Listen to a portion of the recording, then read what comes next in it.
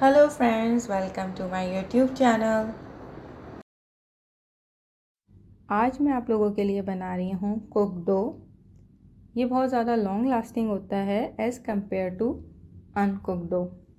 इसके लिए जो हमें चीज़ें चाहिए, 1 कप मैदा, 2 टेबल स्पून टाटरी आप पाउडर फॉर्म में कर लें, ग्राइंड कर लें अगर आपके पास पाउडर फॉर्म में नहीं है, 1/2 कप नमक और 2 टेबल स्पून ऑयल। आज मैं वुडन स्पून यूज़ कर रही हूँ क्योंकि टाटरी आपके स्टील के स्पून की पॉलिश ख़राब कर सकती है। नमक और टाटरी को मिक्स करके 1/2 कप पानी में अच्छी तरह से डिज़ोल्व कर लेंगे।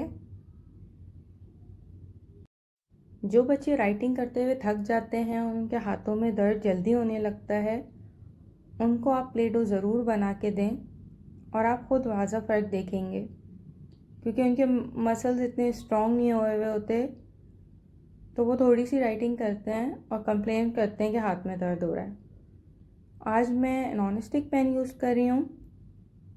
आप कोई सा भी पैन यूज़ कर लें, लेकिन स्टील का पैन आप यूज़ नहीं करिएगा, इससे उसकी पॉलिश भी ख़राब होगी और डो का कलर भी ख़राब होगा।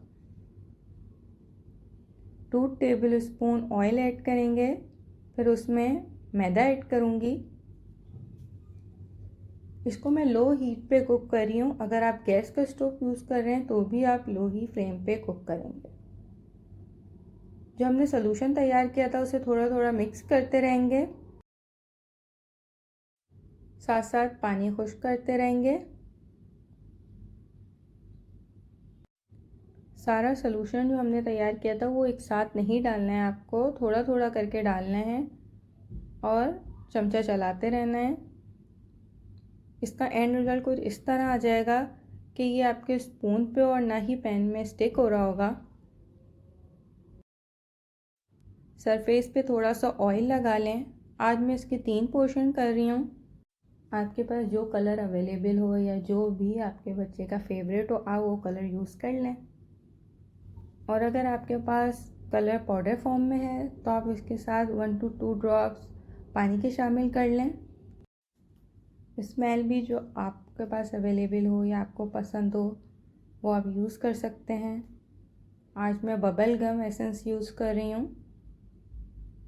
डो तैयार कर लें।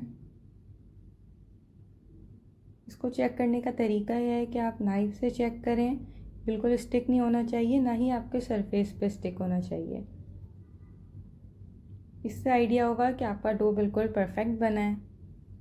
Thanks for watching the video. Please subscribe to my channel.